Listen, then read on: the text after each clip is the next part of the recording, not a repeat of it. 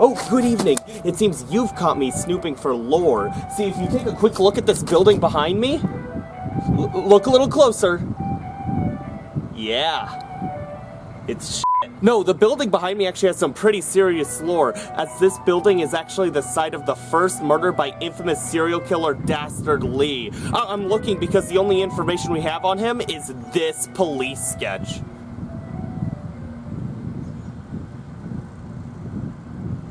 I think video games are an art form that very much can benefit from seemingly superfluous or cosmetic additions, specifically narrative experiences. The little things can be the make or break for being fully immersed in a world, and sometimes an allusion to background elements can make the world feel that much more alive. But what if instead of adding the little things after the fact, you just made the little things and made the fans do all the work? Well, then you get a movie deal. Lore-bait is the topic of the day, games made entirely with the purpose of getting people talking. Whether it takes place in a kid's thing but scary, a kid's thing but scary, or whatever this is, you'll be sure to be scrounging to get a modicum of a story. Can you tell I hate this trend yet? The obvious patient zero for the current outbreak of lore baiting is the Five Nights at Freddy's series. While the first entry had a pretty simple story, all things considered, going forward the series would explore its setting and story with increasingly cryptic and obtuse methods that, while novel and interesting, were insanely difficult to understand. Hey Scott!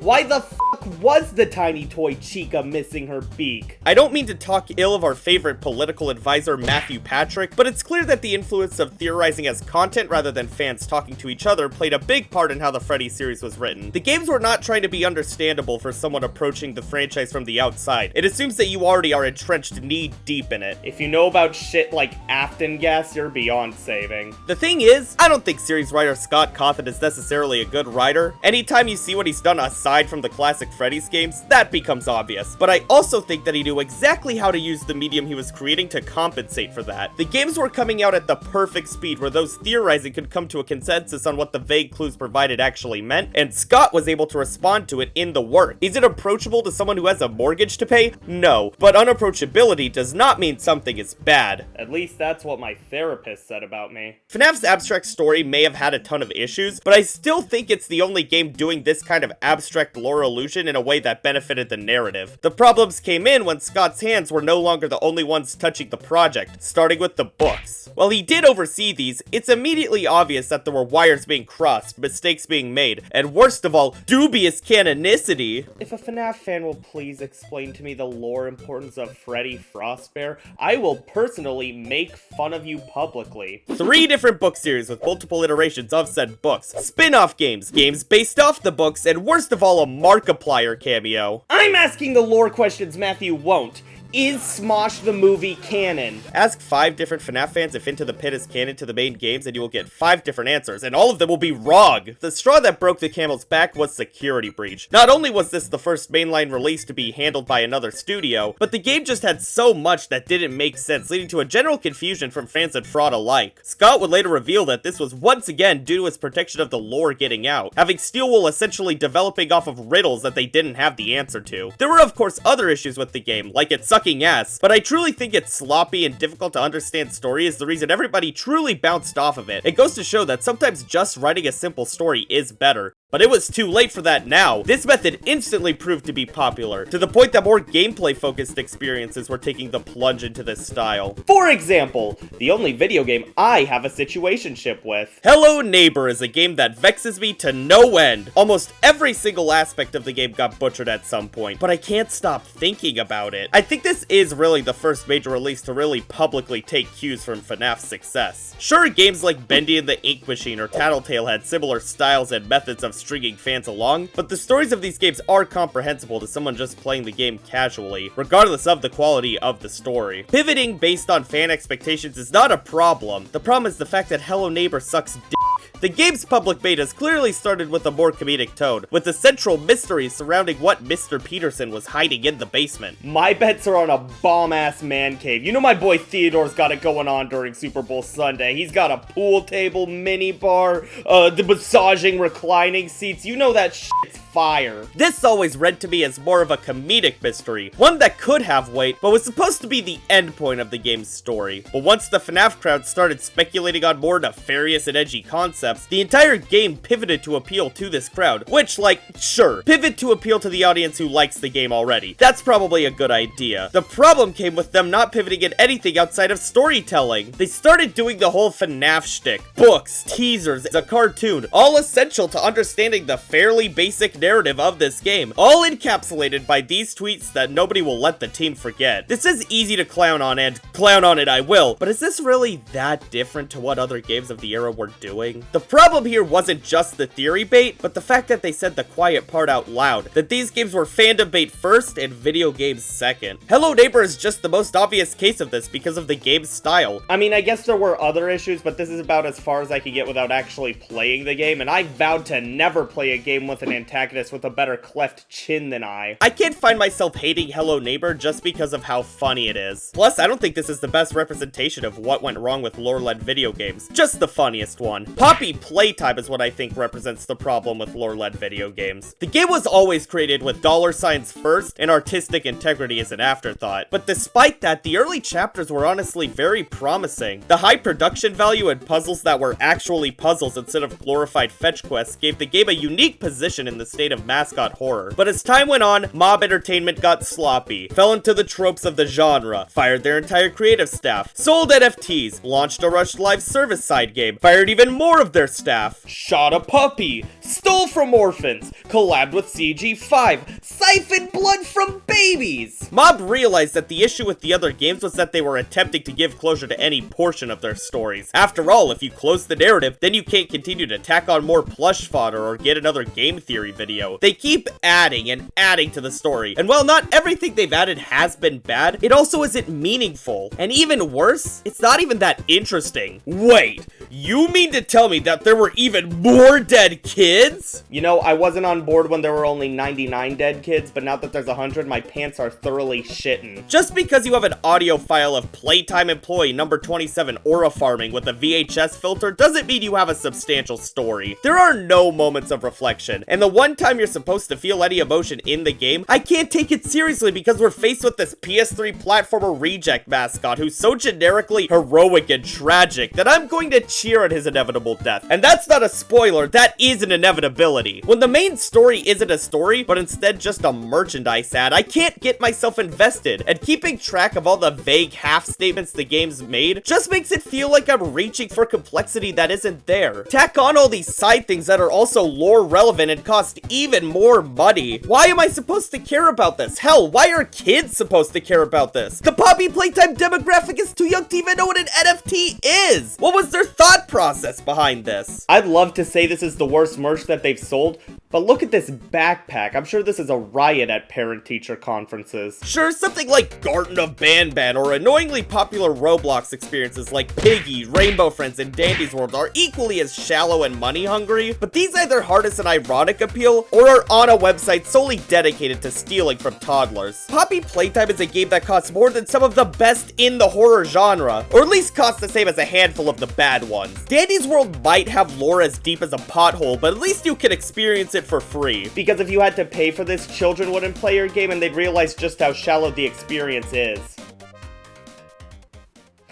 It. Dandy's World is a Roblox mascot horror game taking great effort to never invoke the horror part of its genre. The game consists of walking in a straight line and taking objectives that force you to play a minigame worthy of a game design student's recycling bin. Don't worry, if you fall asleep at the wheel, you can stimulate your brain by reading lore documents, or let's be real, watch a YouTube recap on your second screen while drawing Shrimpo Yowie. No matter how much I shit on Dandy's World, just know that I love Shrimpo like a homophobic uncle. The game is so plainly obvious in what it's doing, but unlike Poppy Playtime, doesn't even have the spectacle to trick you into thinking it's good. It's low-level, fandom harvesting, money-grubbing garbage. But 23-year-olds who have memories of using Amino, and 12-year-olds who have nothing better to do, are so invested in this game solely due to the lore. I'll give them this, the lore isn't dead kids. It's somehow even more boring. And delivered in such a boring manner. Say what you will about FNAF being too difficult to parse, but in the early days, its somewhat simple story was buffed by by the fact that the games were being presented in unique ways. A text document is not a unique way of demonstrating your story. Look, I'll compare this to another game with character-based lore, Deadlock, only because I need another excuse to justify a playtime like this. Each round starts with the characters bantering with each other as you're transported to the game's starting position, giving you a little insight on their history and what their motivations are. This, in addition to a character biosystem not dissimilar to what Dandy's does, colors the personality of not only the characters, but the entire universe in a way that is both natural and charming. Now, to be fair, Deadlock is being developed by one of the most premium game studios in the medium, while Dandy's is being developed by a collection of independent artists for free on the platform where you play cart ride into 17 pregnant hyenas. I don't expect Blush Crunch Studios to have the money to fully voice every character in this game. I also never want to see this thing speak. I just want to say that Dandy's World makes it obvious that lack of production value does not substitute or excuse poor design and writing. I'm not gonna care about your story if you write with the nuance of an object show. No, that one's too good. There we go! Lore itself is not the problem in video games, but it has to be in service of the game and not just theory bait so fans can write the story for you. The Dark Souls series is notorious for its superfluous lore that your uncle won't stop telling you to get invested in. FNAF didn't invent the concept of a novel expansion of the universe. Halo and several others have some pretty iconic books expanding on the lore of their universes. Hell, if we want to get pedantic, so many retro games kept the story in the manual rather than the actual game, but that was more of a problem of the technology than a deliberate artistic choice. Even in this state, some games went above and beyond, such as the game Starglider, including a novel detailing the entire game's story, or Star Tropics on the NES, including an in-universe letter with the game that would be used for puzzles later in said game. Now, to be fair, these examples are not going for the same type of appeal as the games I've been mocking. The Rainbow Friends and Poppy Playtimes of the world are all about invigorating a community and having them speculate on what could come next, like a TV show or book series. These are trying to be points of discussion, and there's nothing wrong with that. The problem is that these stories suck ass. Hell, I let Ban Ban slide earlier, but only because it's obviously not of quality. But at this point, it uses that to its benefit and it pisses me off. I know its target audience is there to point and laugh, but gets endeared to the fact that it's so shit.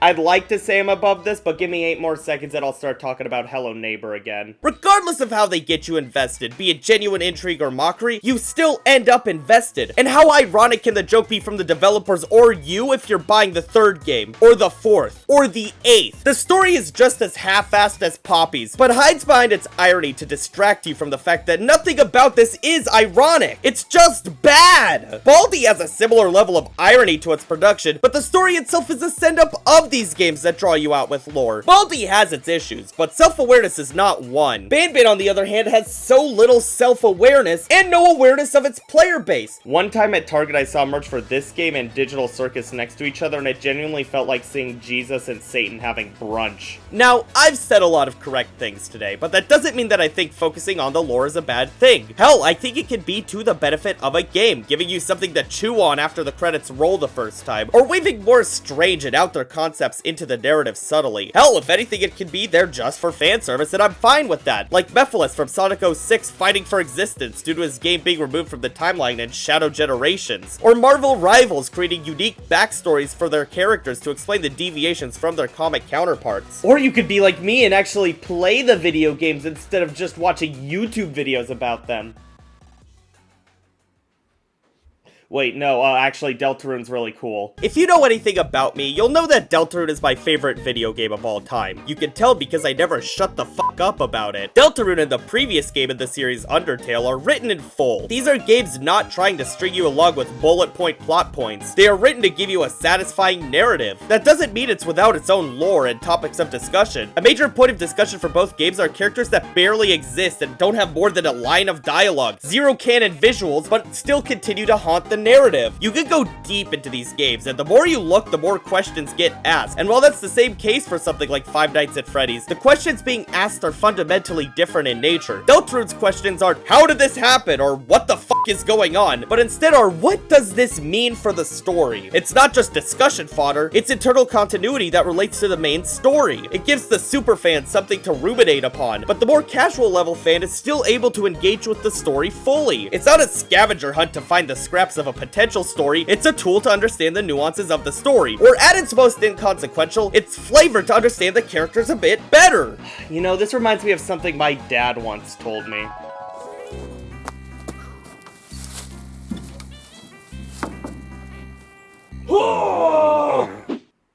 What the f was that? That wasn't the right one. What the f was that? The audience of this type of game have been conditioned to experience a little narrative in a way that is to a disservice of the medium of video games. Rather than the lore supporting the gameplay and story, the story and gameplay have been in service of the lore, leading to an audience that doesn't care about anything outside of a Wikipedia entry, and in no place is this more obvious than the game Five Nights at Freddy's Secret of the Mimic. For the first time in a mainline FNAF game, they straight up just decided to tell a story that could be understood in isolation. You didn't need to know what the f a William Afton is or read any of the books, but if you did, it punched up an already good story. Now, the game did have other issues, like an abysmal marketing campaign and a title that's a straight up lie. What? Was the secret that it was his nap time? It's a shame because I truly believe this to be the best FNAF game to come out since the classic series. It's the first story in the series that came out with more questions answered than raised, and the answers also didn't suck ass. I mean, I still don't know what the f this thing is, but I think that's its appeal, and I hope they never explain it. Since the game didn't poke and prod at the same played out plot points that the series always comes back to and instead focused on fleshing out the more logistical plot points of the universe, its target demographic discarded it immediately. There's something to be said about not getting hung up on a game, but it stands as an outlier in its series because it has a fully fleshed out narrative. Hell, the game Amanda the Adventurer had a super solid first game that played everything pretty straight, so despite its less than perfect presentation, people still came out with a good impression of the game. However, the later games of the series suffered from the effect of being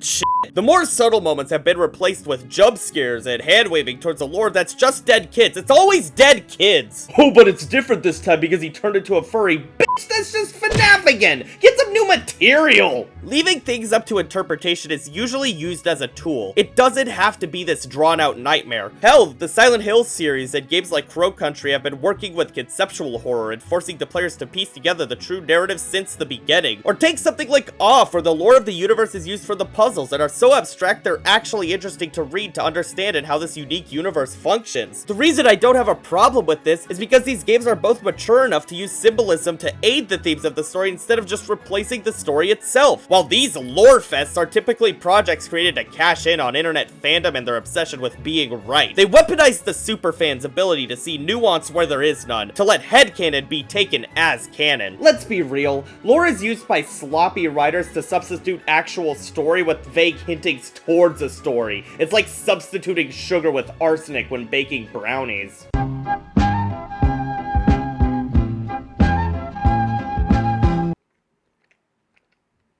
What? I bought this from the store. The only thing killing me in this is microplastics or a diabetes spike. It does seem like both the fans and developers of games in this style are starting to wake up to the problems with this method of storytelling, or at the very least are tired of seeing it all the time. Games like Finding Frankie and Indigo Park seem to exist solely to prove that games in the style of something like Poppy Playtime can actually have worthwhile gameplay or story. They're not my cup of tea, but they're clearly trying to break the cycle of pedanticy. Inscription really hit the ground running by embracing the more abstract elements of lore-based storytelling to tell a very unique and compelling story. I think the real lesson here doesn't go to the developers though, it goes to the consumer. The creators of these games know exactly what they're doing. They don't think you're smart enough to piece together the story. They think you're too stupid to realize there isn't one. Do you really expect Garten of Banban to end in a satisfying way? Or that Mob Entertainment cares about anything more than raking in piles of cash? F***, man, I love FNAF, but do you really think that it's ever going to allow itself to end in a satisfying manner? After it failed to do so 3 times over? If you do, more power to you. But I do hope one day you realize you're not following the breadcrumbs of a story, you're just getting the table scraps of one. That being said, I think I'm ready to go in and start looking for lore. See, I've studied under the masters now. Freddy Fazbear, Amanda the Adventurer, the fat bitch from Porno Playtime. None of them knew what I knew though, so I'm gonna go in and start looking.